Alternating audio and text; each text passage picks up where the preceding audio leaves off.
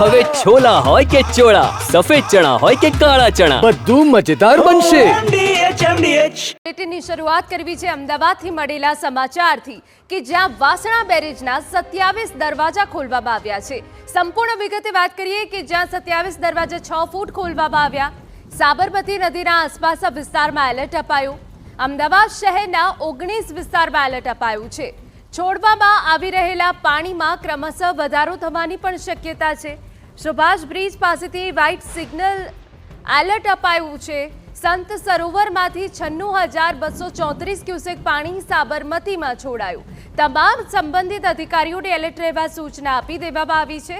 સરખેજના બાકરોલ ગામે પણ પાણીના સ્તરમાં સતત વધારો. ખેડૂતોના ખેતરોમાં પાણી ફરી વળતા હાલાકી થઈ છે.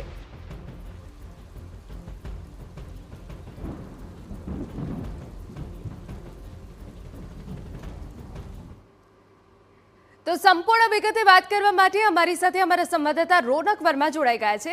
રોનક, આપણી પાસેથી જાણવું છે, સાબરમતી નદીમાં હજુ પણ પાણી વધી શકે છે.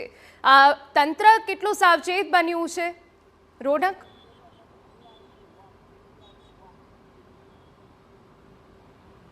હિના, ઉપરવાસમાં સતત વરસાદ વરસી રહ્યો છે અને તેના જ કારણે પાણીની ભારે આવક છે તે વિવિધ ડેમમાં થઈ રહી છે. આપણે દ્રશ્ય બતાવવા માંગીએ સૌપ્રથમ અમદાવાદમાંથી પસાર થતી સાબરમતી નદીના, કે જે સામાન્ય રીતે ખૂબ શાંત દ્રશ્યો સામે આવતા હોય છે, પરંતુ એ શાંત દ્રશ્યો આજે રૌદ્ર સ્વરૂપમાં ફેરવાયા હોય તે પ્રકારના દ્રશ્યો લાગી રહ્યા છે.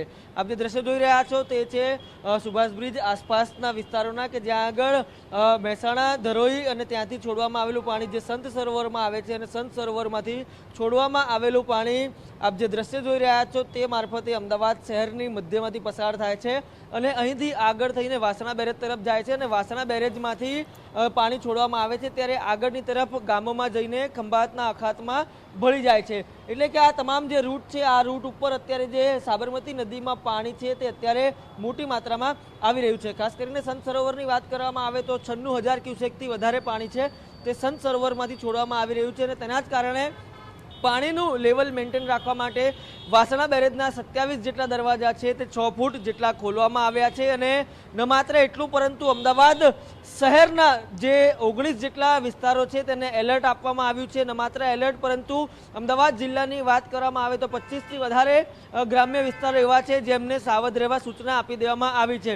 તકેદારીના ભાગરૂપે અમદાવાદ પોલીસ કમિશનર અને તેમની ટીમ આ ઉપરાંત સમગ્ર વહીવટી તંત્રને યોગ્ય તકેદારીના પગલાં લેવા માટે પણ સૂચનાઓ આપી દેવામાં આવી છે. ખાસ કરીને વહીવટી તંત્રની વાત કરવામાં આવે તો આરએસસી અને નાયબ કલેક્ટર સહિતના જે અધિકારીઓ છે તેમને એલર્ટ પર રહેવા માટે અને તકેદારીના યોગ્ય પગલાં લેવા માટે પણ સાવધ રહેવા માટે જણાવાયું છે. ત્યારે આ તમામ બાબતો વચ્ચે અમદાવાદમાંથી પસાર થતી સાબરમતી નદીમાં અત્યારે પાણીની ભારે આવક થઈ રહી છે. જે લોઅર પ્રોમિનાર છે તે પણ પાણીમાં ગરકાવ થઈ ચૂક્યા છે અને હજુ પણ ક્રમશઃ પાણીની માત્રામાં વધારો થાય તે પ્રકારની શક્યતાઓ સેવાઈ રહી છે. બિલકુલ, આભાર રોનક. તો અમદાવાદ શહેરની વાત કરીએ તો હાલ પાલડી, જૂનાવાડા, નવાવાડા, ચાલીસ બ્રિજ પોલીસ સ્ટેશન વિસ્તાર, જમાલપુર, રાયખડ, સુભાષ બ્રિજ વિસ્તાર તેમજ પીરાણા, પીપળજ, ગોપાલપુર, શાહવાડી, કામા હોટેલ વિસ્તાર એલર્ટમાં છે. સાબરમતી પાવરહાઉસ, સરખેજ, દુધેશ્વર, માધુપુરા, શાહપુરામાં પણ કાંઠા વિસ્તારોમાં સતર્ક રહેવા સૂચના અપાઈ છે. MDH કિચન કિંગ મસાલા રસોડામાં હોય તો આપણે કાંઈ પણ બનાવી શકીએ છીએ. રીંગણાનો ઓળો, બટેટા ફુલાવર, ભીંડી મસાલા અને બીજું ઘણું બધું. MDH